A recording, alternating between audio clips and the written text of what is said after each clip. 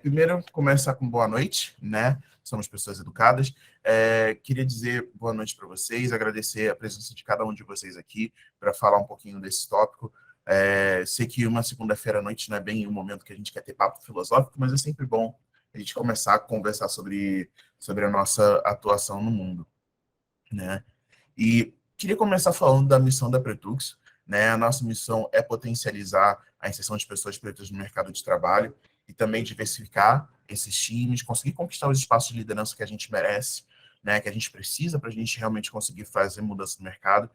Trazer tudo isso através de muito apoio emocional, através de qualificação profissional para as pessoas do nosso grupo e também com, além do apoio emocional, mas também com apoio, às vezes, material também.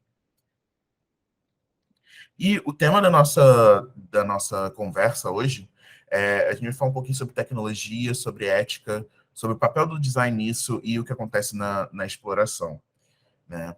Primeiro, quem eu sou, né? Meu nome é Renato Paixão, eu sou designer, já trabalho exclusivamente com produtos digitais há quase 8 anos. Antes eu era designer gráfico. Eu tenho uma certificação em Business Innovation pela IDEO, que foi basicamente a empresa que meio que transformou o design thinking num produto. Tenho um MBA na USP de Digital Business. Eu sempre trabalhei muito com startups, com muito foco em inovação e em crescimento, né, em growth. Eu sempre acreditei no papel de design como estratégia, como que a gente consegue usar o design para atingir os objetivos que a gente tem. Né? Primeiro, eu queria, antes de realmente falar sobre o tema, eu queria falar para todo mundo, assim, meio que fazer uma lembrança de regularizar a situação eleitoral. Tem até o dia 4 de maio para a gente fazer isso, para poder participar das eleições nesse nosso próximo outubro. Então, galera, se vocês não têm título de eleitor, se vocês têm algum tipo de pendência com a justiça eleitoral, é muito, muito simples. É só entrar no site do TSE, dá para você tirar o título, dá para você resolver as pendências, dá para baixar o aplicativo no celular e resolver isso. Eu só queria trazer esse tema porque é super importante a gente utilizar a nossa voz e tá tudo certinho para a gente poder votar, beleza? E agora realmente entrando no tema, né, sobre o que é essa palestra. Eu nem quero usar a palavra palestra porque para mim não é uma palestra, é muito mais uma conversa, né? E qual é o objetivo dessa conversa? Também o objetivo dela não é trazer resposta, mas sim a gente conseguir levantar perguntas para a gente conseguir estimular o diálogo, né? E aí eu queria começar falando um pouquinho do nosso impacto como pessoas designers nos negócios, né? Por que design nos últimos anos teve esse boom gigantesco com as empresas de tecnologia? Porque o nosso trabalho traz muito impacto. E quando a gente fala de impacto, né? Esse aqui foi um post que eu fiz há quase 4 dias no LinkedIn, falando sobre quanto essas empresas têm de valuation, né? E isso são todas as empresas, assim, uma delas, o Airbnb, é uma empresa que foi fundada por designers, né? Nubank é uma empresa que tem design desde a sua fundação, e o iFood hoje, desde o começo, na verdade, sempre foi muito focado em design. Então, pensar muito no valor dessas empresas, quanto que essas empresas faturam anualmente, o iFood, por exemplo, cresceu 400% na pandemia, tudo isso é muito consequência também, não só do trabalho das pessoas designers, mas também do nosso trabalho, né? Porque a gente que ajuda a aumentar a conversão, é a gente que ajuda a trazer inovação para esses negócios, né? Então, é só pensar um pouquinho também como que a gente chegou aqui. E aí agora vai meio que virar uma aula de história meio rapidinha, mas eu vou começar a falar um pouquinho de como que capitalismo surgiu, todas essas questões, né? Então, basicamente, eu vou partir de um ponto que é o feudalismo, né? Vocês dormiram na aula de escola, não lembro, mas feudalismo era basicamente um modelo baseado na terra e na relação entre as pessoas que durou pela Idade Média toda. Basicamente, feudalismo ele nasceu do finzinho do Império Romano, quando começou a rolar muita invasão, e aí a galera sumiu, foi para o interior da Europa e todo mundo ruralizou muito, né? A galera buscava abrigo e aí, em troca, eles trabalhavam para os donos das terras, que eram os senhores feudais. Então, a gente sai de um modelo que era onde as pessoas imperadoras concentravam o poder e a maior parte do domínio, né, no Império Romano, e a gente foi para o feudalismo, onde era um poder um pouquinho mais descentralizado, porque era cada senhor de terra que tinha esse poder, né? Essas terras eram chamadas de terras comunais, elas eram controladas pelo senhor feudal. Então, a pessoa que era dona daquela terra, você estava lá, você estava fugindo, você produzia naquela terra, a pessoa feudal, o senhor feudal controlava aquela terra e você não tinha nenhum tipo de lucro nem salário, né? Era uma sociedade que era dividida em caixa, então o jeito que você nascia era o jeito que você morria, né? Então não permitia movimentação social, era dividida em nobreza, clero e servos, e era basicamente isso. Né? Tinha até uma frase que era muito utilizada nessa época, que tipo, dizia aqueles que lutam são os nobres, tem aqueles que rezam, que é o clero, os lucram, que são os nobres, os que rezam são é o clero, os que trabalham são os servos. Né? Então, assim, parece muita coisa que não muda, né? A gente meio que vive nesse modelo de sociedade. Né? E quando o modelo do feudalismo, né, esse modelo que vive basicamente da terra, quando ele entrou em crise, veio o mercantilismo, né, que era basicamente uma forma um pouquinho mais primitiva do capitalismo. Né? O feudalismo entrou em crise porque, como o poder era muito centralizado, né, o que acabou acontecendo foi que as pessoas, a galera da nobreza que queria mais poder e queria mais influência começava a meio que a sabotar algumas coisas. Então é normalmente assim que as mudanças rolam, que alguém quer tirar alguém do poder. Né? E aí veio o mercantilismo, que é uma versão um pouquinho mais primitiva do capitalismo, né? E aí veio o imperialismo, que é basicamente o mercantilismo com o peso das monarquias. Né? Essa chargezinha aqui da Inglaterra querendo pegar todo mundo é basicamente o que acontecia, era a criação desses monopólios.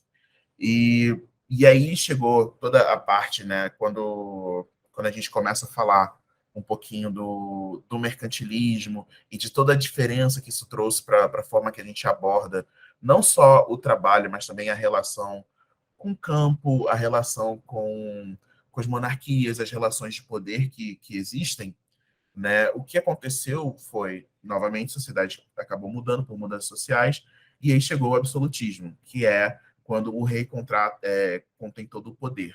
Né? E aí, por causa disso, que o rei tinha todo o poder, eles cobravam impostos absurdos, impedia a galera de negociar com outras colônias, e aí a burguesia meio que se alinhou com as ideias iluministas, né, que é basicamente uma corrente de pensamento que pregava a ideia de libertação e ideias e separação entre igreja e Estado, colaram nessas ideias porque isso fazia bem para eles, né?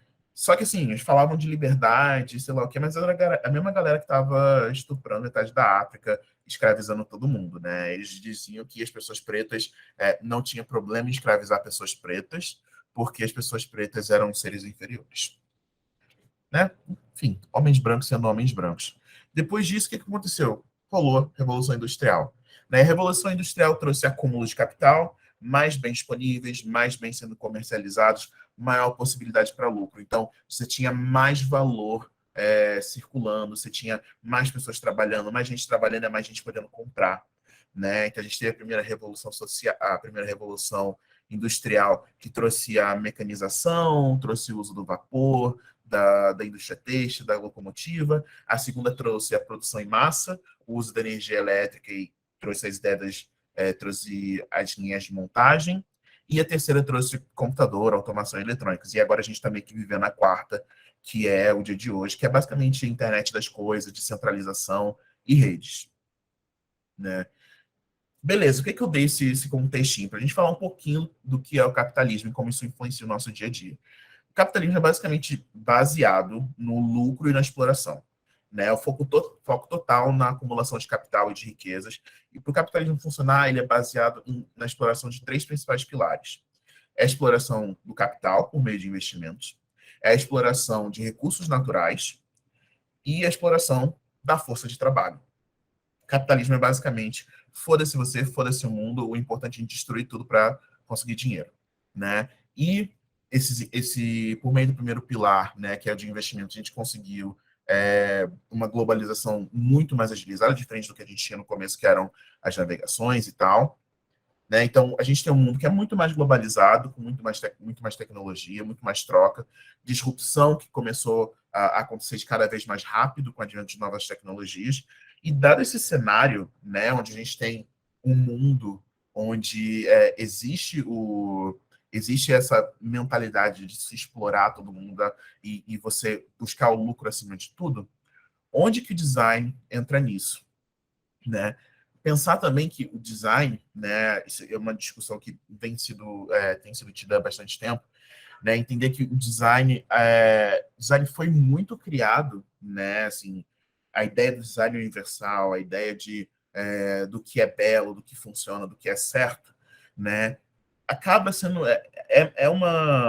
é um derivado muito grande do pensamento europeu, de uma visão muito eurocêntrica do que é o certo, de como se resolver problemas. Por isso que tem esse texto que diz que o design thinking, ou design, é só um rebranding da supremacia branca, né? Porque aquela coisa é essa galera com essa forma de resolver problemas que consegue encontrar a verdadeira solução, né? Então é essa metodologia aqui onde a pessoa designer ela vai lá e faz a pesquisa e ela não tem nenhum tipo de envolvimento, ou ela não tem nenhum tipo de preconceito, ou ela não tem nenhum tipo de viés que vai influenciar a forma que ela vai chegar numa, entre aspas, solução, né? É esse design que a gente está falando. E quando a gente começa a ver os times, as outras pessoas, por exemplo, quando a gente fala da Bauhaus, que é um monte de homem branco na década de 30, se não me engano, tentando criar um processo para resolver problemas e falar de design universal e, enfim, várias coisas que são o alicerce do design que, se a gente não questionar, nunca vai ser questionado, nunca vai ser nem pensado, né? E tem uma frase, né, do Máximo Vignelli, que é um dos cânones do design para muita gente, né, que é muito do design modernista, helvética, minimalismo e blá blá blá, né, que fala que design é você lutar contra a feiura, né, que a vida do design é uma vida da pessoa designer é uma vida de luta, né, de luta contra a feiura, é, que que os médicos eles encontram a doença nas pessoas e que para a gente a doença está no mundo. E que a forma que a gente cura o mundo é através do design, é fazendo o mundo ficar bonito. Só que aí você pensa, tá, beleza, uma pessoa europeia, o que é bonito para essa pessoa europeia? Né? Por que para ela o único jeito de uma coisa funcionar, de você resolver um problema, é através de um design minimalista, usando 4 tipos de fonte e é isso o pensamento da pessoa? Né? Então, pensar também que existe essa questão de todos os viés que já vêm embutidos no próprio design, né? A forma que isso influencia o jeito que a gente efetivamente tenta encontrar esses problemas e propor soluções, né? É muito sobre isso, tem muito desse eurocentrismo. E aí, quando a gente começa a olhar, por exemplo, os times, né? Time de design é sempre aquela coisa, né? A maior parte das vezes, quando você vê foto de time, é um monte de gente branca vestindo preto, né? Então, assim, você vê uma palestra num time de design, é basicamente isso, né? E assim, eu tô usando preto hoje, mas é porque eu sou gótica. Mas, normalmente, a galera tá sempre assim, sempre gente branca usando preto, né? E aí, quando a gente começa a pensar também, né, tendo esse cenário do capitalismo que existe, entendendo toda essa questão de viés do design, do viés do design ser uma coisa muito eurocentrada, ter todos esses preconceitos embutidos, junta isso com construção de tecnologia, o que acaba acontecendo é esse tipo de coisa, né, que é o algoritmo de recorte do Twitter, onde o algoritmo ele só reconhece pessoas brancas como pessoas, que é um algoritmo que basicamente faz o recorte da imagem, para não mostrar a imagem toda, para mostrar só o rosto da pessoa, né? Porque através de foto, de testes, eles encontraram que o rosto era o que mais fazia a pessoa clicar, parar lá para engajar com o post. Então, eles fizeram um algoritmo para conseguir fazer o recorte do rosto de pessoas. Só que aí, quando você coloca o rosto de pessoas pretas lá, o algoritmo não reconhece pessoas pretas, né? E aí entender por que isso acontece, né? É provavelmente porque não foi testado com pessoas pretas, então pessoas pretas não fazem nem parte do ambiente de teste disso aí, né? Provavelmente não tinham pessoas pretas no time, né? Ou se tinha, eram pessoas que não estavam nem ligadas nisso, porque, né, pessoas pretas também não são educadas a pensarem em si como pessoas, né? A gente acaba sendo muito cavalo de trabalho, né? E aí a gente acaba tendo esse tipo de problema, né? Onde você tem algoritmos e situações que tomam decisões por nós, que automatizam certos trabalhos, não reconhecendo pessoas pretas como pessoas, né? E aí a gente pode falar de 1 milhão de problemas, né? Tem o Facebook, que fez o rebranding, agora se chama Meta, porque o Facebook está tentando fazer todo mundo esquecer daquele escândalo que teve com a Cambridge Analytica, que ajudou a praticamente quebrar a eleição de 2016 dos Estados Unidos, eu acho, né? Que foi a que trouxe o Donald Trump, né? E Facebook também fez muita coisa, quer dizer, fez literalmente nada para impedir o que aconteceu da insurreição lá nos Estados Unidos, quando Trump perdeu a corrida presidencial, né? Então estava rolando fake news, estava acontecendo tudo, o Facebook sabia, não fez nada, né? Então é muito importante a gente lembrar também que essas empresas de tecnologia, né, principalmente redes sociais, elas acabam triunfando em cima de sentimentos ruins, né, em cima da raiva, em cima da briga, né, da ansiedade. Então pensa muito bem como que todas essas situações também fazem parte de uma engenharia, são todas projetadas, e como o design entra nisso, né? Aqui no Brasil a gente teve, enfim, o WhatsApp com fake news, Facebook com fake news, recentemente Telegram com fake news, que ajudaram a eleger certas pessoas, né? E aí a gente tem também o Dilema das Redes, que é o nome do documentário que tem no Facebook, do Netflix, né? Falando de Facebook, Google e Instagram, se eu não me engano, né? E então é um documentário que fala muito sobre, e é um documentário com pessoas designers e pessoas desenvolvedoras, falando sobre como que algoritmos são criados, tudo o que acontece para transformar aplicativos de redes sociais em coisas cada vez mais viciantes, né? Então tem a versão dublada, tem legendado, e é muito legal, é muito interessante assistir um documentário desse tipo, porque ajuda a gente a ter um outro tipo de visão sobre o nosso papel como pessoa designer nos produtos e nos projetos que a gente está, né? E aí, lembra que eu falei que no capitalismo você explora três principais pilares, né? Que é o investimento, são os recursos e é a força de trabalho, né? E quando a gente fala de força de trabalho, a gente não está falando só da galera na fábrica, a gente está falando da gente também, né? Porque é super importante a gente lembrar, né? Opa, é super importante a gente lembrar que a gente também faz parte da força de trabalho, a gente também é uberizado, né? De certa forma, né? Então, pensando em outras empresas e como que elas trabalham essa questão da uberização, que foi algo que cresceu a partir do jeito que a Uber trabalha, né? Que é basicamente você funciona como uma conexão, tipo, a Uber não tem carro nenhum, não tem muitos funcionários, mas basicamente o que a Uber faz é criar a conexão entre a pessoa que quer pegar o carro e a pessoa que quer levar a pessoa de ponto A a ponto B, né? Mas Uber, em compensação, não se responsabiliza por nada.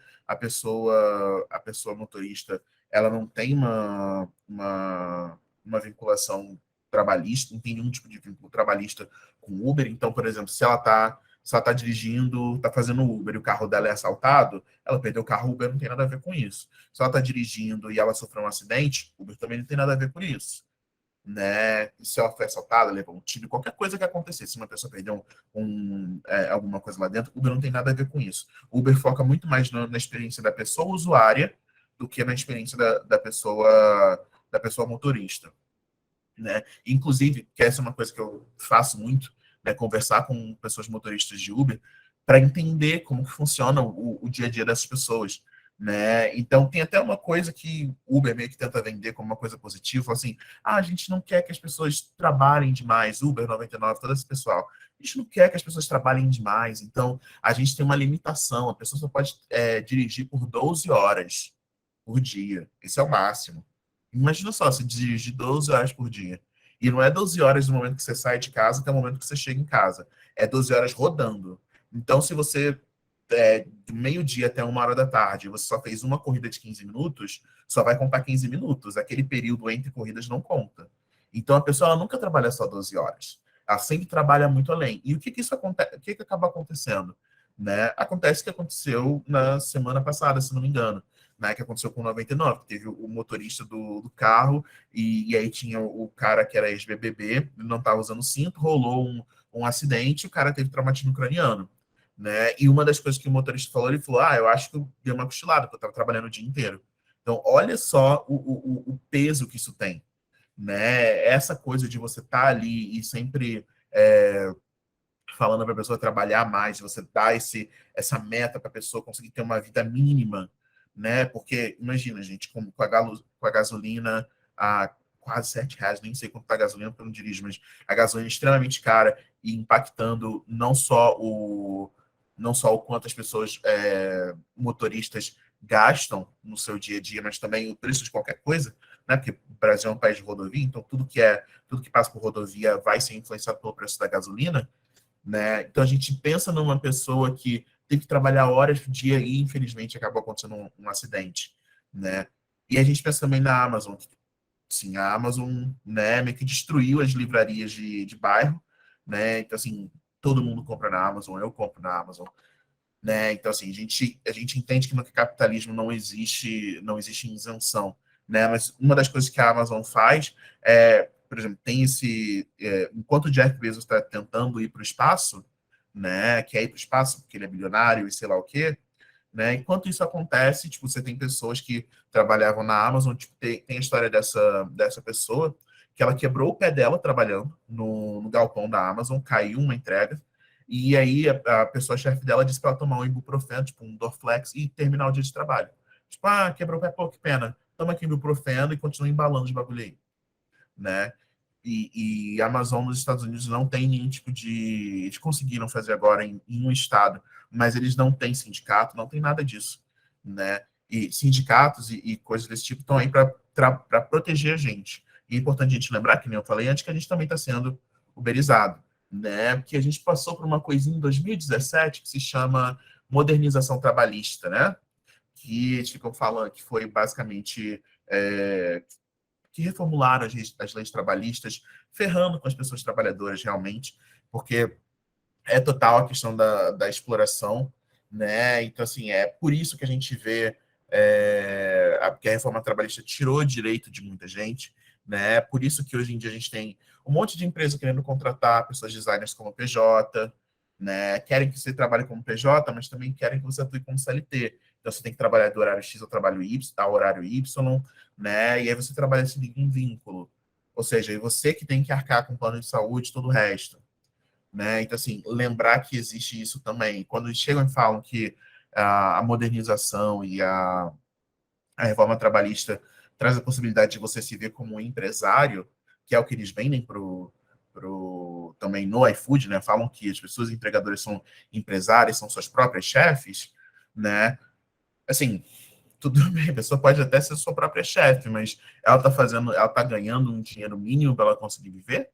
Ou ela está tendo que trabalhar altas horas e sofrer para conseguir pagar aluguel, para conseguir comer em casa, né? Então é importante a gente pensar muito sobre como que todo esse contexto de o que é capitalismo, modernização trabalhista, essas ideias neoliberais que tem rolando, a sucatização do trabalho das pessoas, né, uberização, né, porque agora o UX design está tipo, tá indo de vento em popa, tá de boa, tá funcionando, né? Mas vamos lembrar que com design gráfico rolou quase que a mesma coisa, né? E aí a gente segue nesse caminho de uberização, né? Que é uma coisa que vai acontecer, não tem como fugir. E isso faz a gente meio que voltar para o tema do iFood, né? Eu dei toda essa contextualização gigantesca para a gente começar a conversar sobre o que aconteceu com o iFood.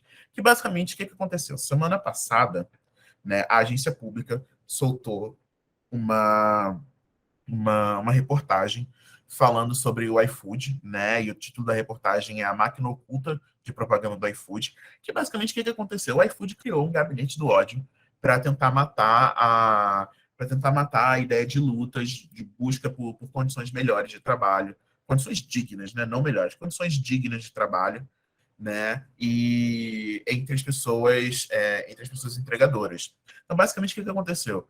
É, empresas contratadas pelo iFood, né, empresas de publicidade, agências de publicidade, começaram a criar páginas no Facebook, começaram a criar memes, né, para tentar derrubar o break dos aplicativos que rolou em 2020, né? Lembra, rolou em 2020. Em 2020, o iFood ainda conseguiu faturar 400%, né? Mas foram agências de publicidade contratadas pelo iFood que começaram a criar páginas no Facebook, começaram a criar memes para diminuir a luta de pessoas entregadoras. Né? Diminuir ou falar, eu não quero brecar, eu sou dono do meu próprio negócio, eu não posso brecar. Quem está querendo brecar, quem está querendo melhores condições de trabalho, é tudo pessoal acomodado, é a galera que não quer trabalhar. Né? Então eles faziam isso criando memes, né? Então, criando memes, problematizando situações. Chegou um momento até que eles criaram um funcionário fake, né? Para começar a proble- criar certos problemas dentro dessa mobilização, né? Tá aqui, o iFood cresceu 418%, né? E aí, esses aqui eram os memes, né? Essa aqui era uma das páginas que era a Não Breca o Meu Tempo. Isso aqui foi criado por agências de publicidade, se passando por pessoas entregadoras, né? Então, lembrando que o quão problemática é uma situação dessa, né? Aí tenta politizar essa situação, fala que é uma coisa de política, quando na verdade, na real, não é, né? Assim, tipo, gente, querer ser bem pago não é uma coisa de esquerda, né? Vamos lembrar disso, que o que a direita quer é ser bem paga, e não todo mundo merece ser bem pago, né? E criando vários memes para tentar diminuir essa busca por melhores condições. Então, falando que não, ninguém quer sindicato, que eles querem tirar emprego de pessoas entregadoras. Então, realmente querendo influenciar politicamente o que acontece com pessoas trabalhadoras. E isso foi pago pelo iFood. Né? E como que eles sabem disso? Porque a agência pública, e assim, eu posso passar o link da reportagem para vocês, se vocês não viram, mas a agência pública teve acesso a ligações e a gravações de reuniões onde esse pessoal estava falando sobre isso, né? Então, assim, é extremamente complicado. Eles conseguiram entrar em contato com pessoas que trabalharam nessas contas e depois saíram das empresas. Então, tem relatos, tem prints de WhatsApp. Então, assim, isso foi feito pelo iFood para tentar diminuir a busca por melhores condições de trabalho, né, dessas pessoas trabalhadoras, né? E aí, o que design tem a ver com isso? Design tem tudo a ver com isso, gente. Porque design nada mais é do que, assim, além de ser uma forma de você resolver problemas, é sobre criação de mundo, né? A forma que o design funciona é você criar objetos, símbolos e processos que fazem parte e criam o nosso dia a dia, né? Então, é super importante a gente pensar que, por exemplo, quando a gente fala de product design, de design de serviço, quando a gente fala de moda, né? Quando a gente fala de design gráfico, a gente fala de UX, de UI, de pesquisa, tudo isso molda o nosso dia a dia, né? E assim, a gente não pode negar o papel que o design tem como potencializador de lucro dessas empresas. Então, o nosso trabalho, como pessoas designers, é o que está possibilitando também, em parte, essas empresas terem dinheiro para pagar essas empresas de publicidade para brecarem o trabalho de pessoas, né? Para diminuir a chance dessas pessoas de conseguirem ter uma vida melhor de trabalho, né? E aí tem uma frase da Antoinette Carroll, que é uma das pessoas que eu mais gosto, que ela fala muito sobre como sistemas de opressão, injustiça e iniquidade, eles foram projetados, né? E aí que você coloca design entre parênteses, porque design em inglês pode ter essa conotação de projeto também, né? Então, tudo isso foi projetado, tudo isso é criado a partir de um design, né? E tudo isso é construído a partir de escolhas que são intencionais, e o objetivo é você excluir alguns grupos e priorizar outros. Que foi o que foi feito com iFood, que é o que é feito com Facebook, que é o que acontece com Uber, né? Que é o que acontece também com Airbnb, né? Então, a Airbnb tem 1 milhão de problemas que acaba criando, né? E aí a gente precisa entender, porque se o design realmente molda o mundo e molda a cultura que a gente está inserido, né? Por que a gente não está sendo inserido nessas conversas? Por que a gente não está chegando? Óbvio que existem essas conversas, mas não são conversas que estão tão abertas, né? O papel da ética no processo de design, né? E aí tem um livro que é muito bom, que é um livro que se fala, que o nome é Destruído por Design, né? Tipo, arruinado por design, alguma coisa nesse sentido na tradução, né? Que fala muito sobre como as pessoas designers destruíram o mundo e o que dá para fazer para melhorar, né? E nesse livro, o autor ele tem uma parte que ele fala que o crime é mais organizado que o design. Né? Porque se vocês pensarem até no tráfico, na máfia, existem regras. No design existe, a gente fala um pouquinho sobre dark patterns e tal, mas é uma coisa que assim não é bem vista, mas ninguém liga de ser feito, né? Então assim não existe um código de conduta, não existe pessoas que estão efetivamente correndo atrás de fazer esse tipo de coisa acontecer, né? Tivemos até algumas iniciativas, mas muitas não foram para frente, né? E aí se tiver, por favor, alguém me dá um link, porque eu queria colar e ver o que dá para ser feito. Mas aí a gente pensa um pouquinho, tipo, beleza, tem esse cenário que é impossível, é horrível. Mas o que que a gente consegue fazer no nosso dia a dia para tentar melhorar um pouquinho isso? Tem essa lista aqui de 7 perguntas que foi criada por duas pessoas designers russas. E as perguntas são basicamente essas. Se vocês quiserem tirar print, depois eu vou mandar isso para todo mundo olhar também, e vai ter o link da apresentação.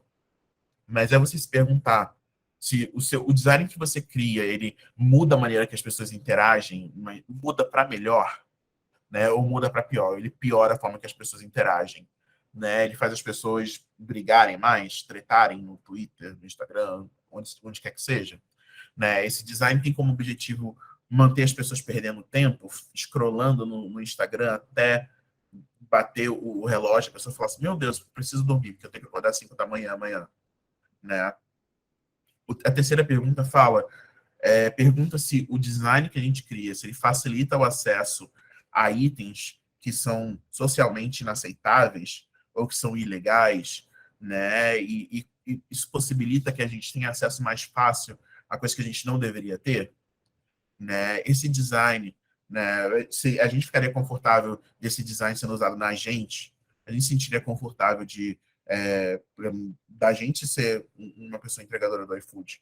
A gente sentiria que isso é justo se a gente vivesse um mês no dia dessas pessoas. Eu nem digo um dia, eu digo um mês, porque um mês para você ver quanto que se ganha no mês, né?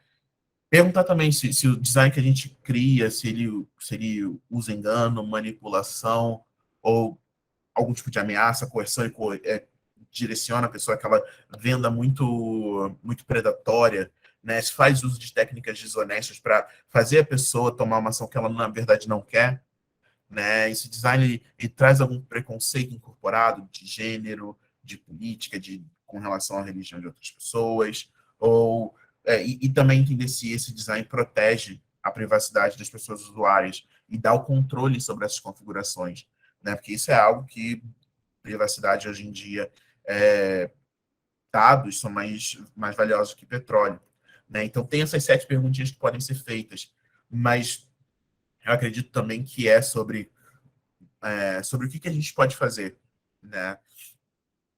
A gente pensar, e aí eu queria abrir isso para todo mundo, para a gente meio que fazer uma conversa nesses próximos 20 minutinhos, né? Da gente pensar o que a gente pode fazer, quais são as estratégias que a gente pode traçar, qual é o nosso papel nisso tudo como pessoas designers, o que a gente pode fazer para influenciar todo esse cenário para melhor, né? E eu queria agradecer, obrigado. E aqui tem o link da bibliografia, das fontes, links e os vídeos sobre o tema. E é isso, galera. Todo mundo aí ainda? Muito conteúdo? Nossa, sim, perfeito. Incrível. Sério, todo o conteúdo que você trouxe. Obrigado. Isso. Obrigado. Mas então, gente, vamos começar a falar um pouquinho. O que a gente pode fazer? Qual estratégia a gente pode traçar? Vamos pensar um pouquinho juntos. Se vocês têm perguntas, se vocês concordam, se vocês discordam, né? Se vocês acham que é assim mesmo que tem que ser, vamos conversar, vamos trazer esses papos. Opa, temos mensagens aqui. Caramba, tem várias mensagens. Boa noite. Tá, isso aqui do começo. Coded Bias é muito bom. Esse documentário também é muito bom. Tem um livro chamado Armas de Destruição Matemática, que é um livro que fala sobre algoritmos e sobre preconceito e viés que estão incorporados nesses algoritmos, né? Muito, muito bom também. Mas eu queria ouvir de vocês, gente. Bora lá. Alguém abre o microfone aí, vamos conversar, vamos falar. Vamos lá.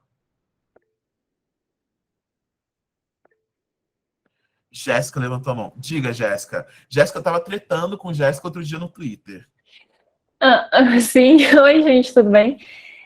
Sim, eu acabei sem querer me envolvendo numa treta no Twitter, porque eu questionei algo do ano passado, retrasado, já não lembro mais de quando era, mas eu não sei se vocês se recordam, a gente teve um movimento de algumas pessoas que fizeram o manifesto de UX, né? E eu questionei sobre o uso desse manifesto dentro de um contexto desse, como o do iFood, né? O quanto a nossa bolha olha muito para nós mesmos, o quanto isso significa algo enquanto essas coisas estão acontecendo, né? Qual que está sendo o nosso papel? Porque eu não tenho uma resposta, eu tenho muitas dúvidas, inclusive, por isso que eu vim participar aqui hoje, e eu questiono se a gente não olha demais para nós mesmos, né? A nossa área como ego, né? Achando que a gente tem um discurso, algumas pessoas têm um discurso muito forte de que UX a gente advoga pelo usuário, porque a gente é empático, mas num momento desse, quando a gente vê empresas como o iFood, o Airbnb, a Uber, em que momento um profissional de UX, um profissional de design, ele conseguiu ser empático? Até onde ele conseguiu questionar para atuar dentro daquele contexto, influenciar e mudar algo? Aí eu deixo mais uma pergunta, né? Não é nem mais uma estratégia que a gente pode pensar, mas são coisas que eu penso e que eu questiono o tempo todo. Foi por isso que, sem querer, eu tretei no Twitter. Não foi legal, não façam isso. Então é só um comentário. Treta sim, é bom tretar. Foi um momento de desconforto, mas gerou muita reflexão sobre mim mesma, sobre os comentários que eu fiz, porque geralmente eu sou muito calada, eu não entro em treta nenhuma, não comento nada de ninguém, nem no LinkedIn, nem no Twitter, não me envolvo muito na comunidade. Mas naquele dia, depois dessa matéria eu já questionava muito o iFood depois de que um amigo meu pediu demissão do iFood por me contar que, na época, era comecinho da pandemia, ele me contou que 1.200 estabelecimentos pequenos fecharam porque não conseguiam se manter, porque o lucro todo ia para o iFood e eles ficavam com nada.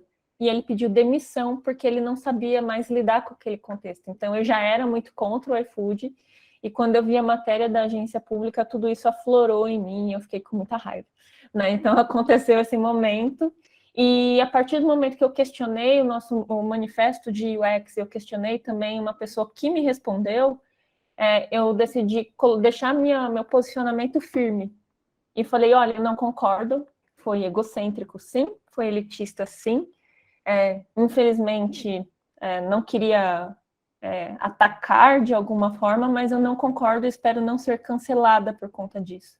Mas ainda falta a resposta. A gente está fazendo o quê no meio desse contexto? É isso, pessoal. Deixo aqui eu compartilho com vocês um momento que eu vivi para a gente questionar junto. Boa, Jéssica. Muito obrigado. Karina, você quer falar? Vou abrir aqui que eu estava fazendo jantar para o meu filho enquanto escutava a sua palestra. Então, vou responder a Jéssica, né? E vou traçar só uma linha para você. Hoje eu trabalho para a Simpla. A Simpla é do grupo Móvel. A Móvel é dona do iFood. Quando você fala da agressividade do mercado do iFood, a ponto de derrubar o Uber Eats, e está quase fechando o mercado do Rappi, e impedir que outras plataformas surjam, você tem que olhar de aspecto amplo a dominação do mercado, certo? Então, quando a gente pensa isso sobre o iFood, mas a gente não pensa isso sobre a Unilever. Quantas vezes você criticou a Coca-Cola por ter criado a garrafa PET? Entendeu? Quantas vezes a gente criticou a Nestlé por ter criado o Tetra Pak? Então, eu acho que a nossa visão a respeito do produto e a respeito do design, e eu gosto muito daquele livro, né? Que o design arruinou o mundo. Quando a gente pensa sobre isso, hoje a gente olha muito para o mundo digital. E como o mundo digital tem transformado socialmente as nossas relações e a forma como a gente ganha e gasta dinheiro. Mas existe um mundo muito antes, entendeu? E aí, quando você pensa que existe uma Unilever, que é dona de quase tudo, de todas as empresas que você consome, né? Se você for pensar, tipo, Adobe, a Omo, Comfort, Colgate, os caras são donos de quase tudo, cara. E aí você olha para o grupo Mobile, que é dono da iFood, da Simpla, da Play Kids, é dona da Zup, né, que é uma das maiores automatizadoras MOIP do Brasil e tal. Quando você olha para tudo isso, você só está tendo a continuidade. Então, a gente precisa voltar. A gente precisa voltar o nosso olhar para pegar o princípio da cadeia. E é por isso que eu gostei muito do que a Renato falou. A gente tem que olhar para o princípio do capitalismo, para esse processo de exploração, que não está pautado hoje só no desenvolvimento digital de negócios, está pautado na história da humanidade, né? Então, a gente precisa olhar para esse caminho. E aí, o que acontece? A nossa mudança ética, e aí eu me ponho nesse lugar, hoje eu sou diretora do comitê, eu sou uma das diretoras do Comitê da Mobile Diversidade e sou a diretora principal do Comitê Blacks da Simpla. A minha perspectiva hoje, como uma pessoa especialista, que tem capacidade de debater a respeito do produto, é a de aconselhar o produto para que ele não seja agressivo a ponto de ser excludente e explorador. Entendeu? E no todo da cadeia.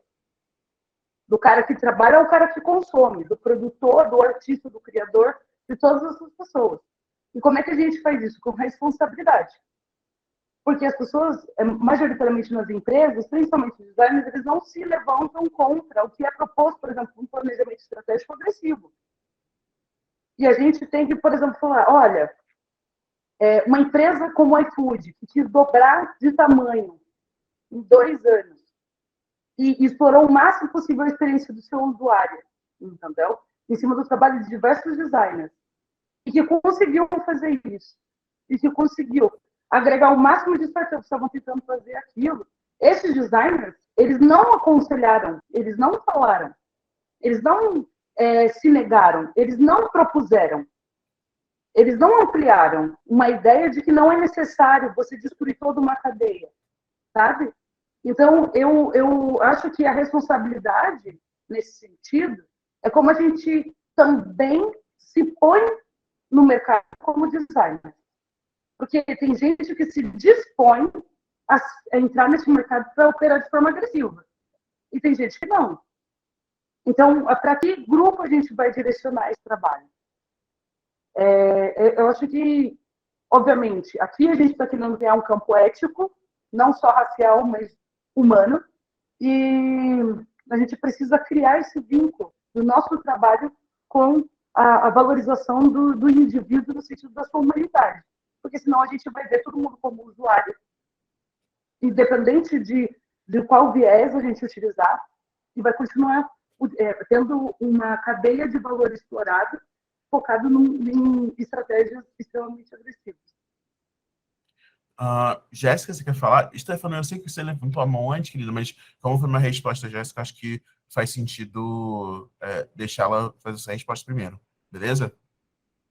Na verdade, eu vou fazer um comentário só, que, na verdade, eu tenho muitas dúvidas, porque, que nem... Ai, desculpa, eu esqueci o nome de quem falou. Karina. Karina, me perdoa. Karina, na verdade, eu tenho muitas dúvidas e vou aproveitar que você trouxe essa questão de... A gente questiona outras empresas que não são do ambiente de tecnologia, que são mais tradicionais, e aí eu vou trazer uma experiência pessoal. Eu justamente vim de uma empresa tradicional. Eu trabalhei na Nestlé e foi lá que eu vi o quanto as coisas são horríveis, né? E eu olhei para o ambiente da tecnologia e eu achei que era melhor, né? Eu fui um pouco iludida nessa questão. Então, por isso que eu tenho muita dúvida e eu questiono muito o nosso papel o tempo todo, e por isso que eu trouxe também essa questão do ego e do manifesto de UX. Porque eu olho para todo esse contexto, e quando eu olho o que eu vivi na Nestlé, eu trabalhei lá 3 anos, foi um ambiente de...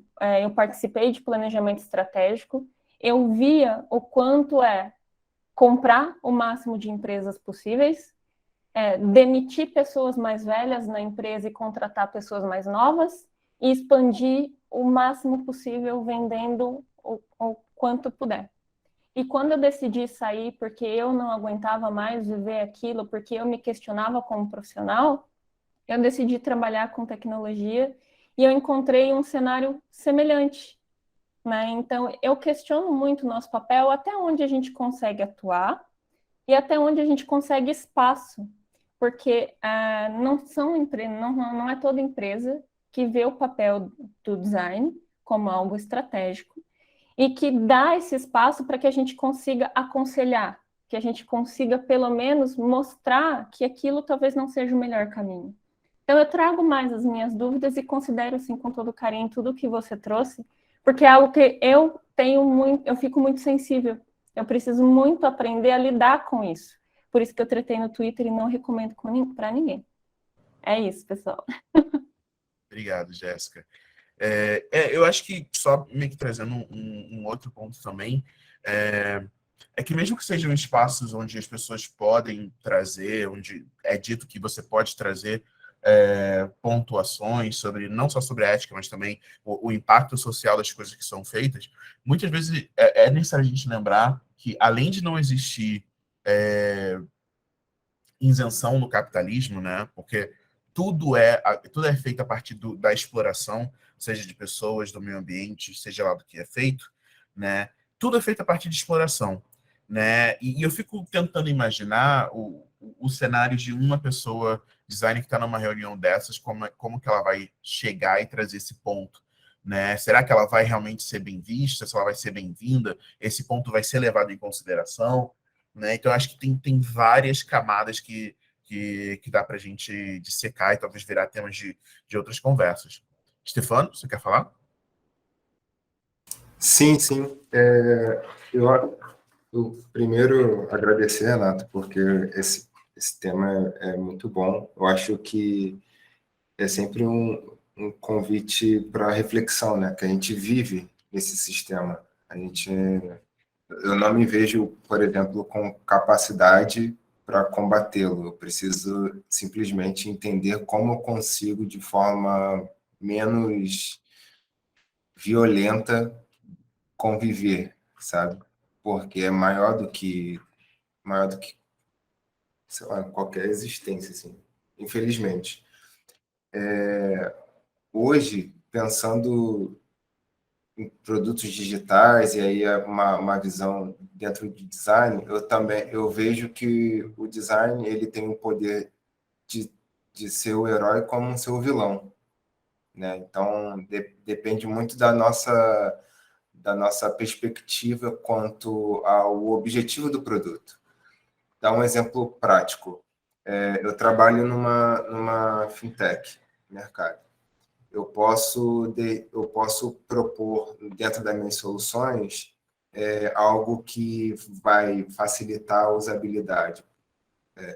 Sendo bem prático, tá? Algo que vai facilitar a usabilidade e a entrada de um usuário do nível C, D e E, como eu posso propor também algo que vai ser inacessível para eles. Isso vai ser aprovado pela diretoria também, sabe? Porque depende do objetivo do produto. Então, eu penso que dentro disso tudo que a gente conversou e das opiniões que colocaram aqui, o que vale é a gente ter um senso crítico quanto ao nosso poder de influência, né? Porque hoje, ainda mais quando quando a gente vai fazer o recorte de produtos digitais, a gente vê que existe uma tendência em procurar colocar dentro da montagem do produto a visão orientada por usuário, mas quem continua orientando no final da festa é o capitalismo, sabe? É vender ao máximo e extrair ao máximo qualquer tipo de recurso que esteja no mercado. Então, a minha opinião a respeito disso é só assim, eu não preciso me inflamar ao ponto de achar que eu sou agente de mudança, mas eu preciso ter o senso crítico de entender que eu, como designer, tenho a oportunidade de influenciar positivamente dentro da construção de produtos no mercado. Sim, sim, obrigado. E é aquela coisa, né? Como que você vai numa reunião com o seu chefe falar, eu vou fazer isso aqui que vai fazer a gente vender menos porque eu me preocupo com as pessoas, sabe? Talvez seu chefe não ouça isso. E como que essa pessoa vai te ver, né? E beleza, a gente pode fazer isso, mas a gente ainda vive no mundo capitalista. E o que que a gente consegue fazer? E assim, não pensando no melhor dos mundos, mas entendendo o cenário que a gente tem hoje, o mundo que existe hoje, o que que dá para ser feito, sabe? A gente não está falando de resolver o capitalismo, fazer o capitalismo ruir até o final do ano, porque não vai acontecer, sabe? Mas o que que pode ser feito, sabe? Acho que é bom a gente trazer esse tipo de fazer esse tipo de exercício. Diga, Joyce. Então, eu me questiono bastante, né, com relação a essas questões, porque a primeira coisa que a gente precisa reconhecer é que a gente vive, sim, no mundo capitalista e que tudo é feito a partir de exploração, né? No sentido mais técnico, falando assim. E o que mais me incomoda, não só dentro do design, mas em outras coisas também, mas especificamente dentro do design, é a ideia da falsa inclusão ou falsa diversidade. Porque, assim, não falando não só de produtos digitais, mas também de tradicionais, assim, sabe? Como a Karina comentou, com relação a produtos da Unilever, né? Produtos do dia a dia. O quanto que o design presente, né, até o momento, ele é acessível para todos, né? A gente levanta muitas bandeiras, a gente fala muito sobre a questão da inclusão, principalmente de pessoas PCDs, né? A gente tem uma diversidade enorme de pessoas, né? Porque as pessoas, elas geralmente pensam em diversidade só de cores, né? Ou de gênero, mas a gente tem diversos tipos de coisa. E o quanto que a gente pensa nessas pessoas, né? Principalmente pessoas PCDs, na hora de criar alguma coisa, sabe? Então, assim, eu estava esses dias com uma garrafa de refrigerante, e aí eu pensei assim, cara, eu consigo abrir essa garrafa de refrigerante, mas assim, sabe quando você para pensar que, cara, isso daqui foi feito para pessoas padrões, com duas mãos, pessoas com duas pernas, sabe, que consigam ali fisicamente usar aquele produto da forma que ele foi feito para ser usado, mas a gente não lembra que se uma pessoa que não tem uma das mãos, né, ou uma pessoa que não tem os braços, como é que ela faz para poder beber um pouco de refrigerante? Ela sempre vai ter que pedir para alguém abrir a garrafa para ela, porque se a gente quer dar independência, deveria ter, né, alguma coisa já no mercado há muitos anos para poder fazer com que essas pessoas sejam independentes. Mas aí tem toda uma estrutura social, né? A gente não tem uma arquitetura urbana preparada ou voltada para pessoas, né, com deficiência e outras coisas mais, sabe? Então, assim, eu acho que a nossa sociedade, né, tem uma sede de capitalismo, mas a partir dessa sede, pela questão do ego, as pessoas se promovem fazendo o mínimo, achando que já fizeram tudo, como se tivessem descoberto a América, né? Então, assim, a gente fala muito sobre essa questão de pessoas PCDs, né? Mas você trabalha com alguma pessoa PCD? Eu tive 2 empregos, né? Até a idade que eu tenho, e eu nunca trabalhei com uma pessoa PCD. E, assim, eu me formei em letras, sabe? E é extremamente necessário. Hoje em dia, tem uma página no Instagram e eu questiono muito sobre isso, sabe? Porque essa inclusão não é só um assento preferencial dentro do metrô, dentro do ônibus, mas assim, como é que a gente organiza todo esse fluxo para essa pessoa deficiente se locomover, sabe? E a gente falhou, continua falhando nesse sentido, e uma das nossas falhas essa, sabe? É não pensar nessa diversidade toda de pessoas, focar muito, não que não precise focar, mas focar só em gênero, ou focar só em cores, E a gente precisa ter em mente que a inclusão pela inclusão, ela é só uma inclusão, né? No caso, é ao contrário, a diversidade pela diversidade é só a diversidade, né?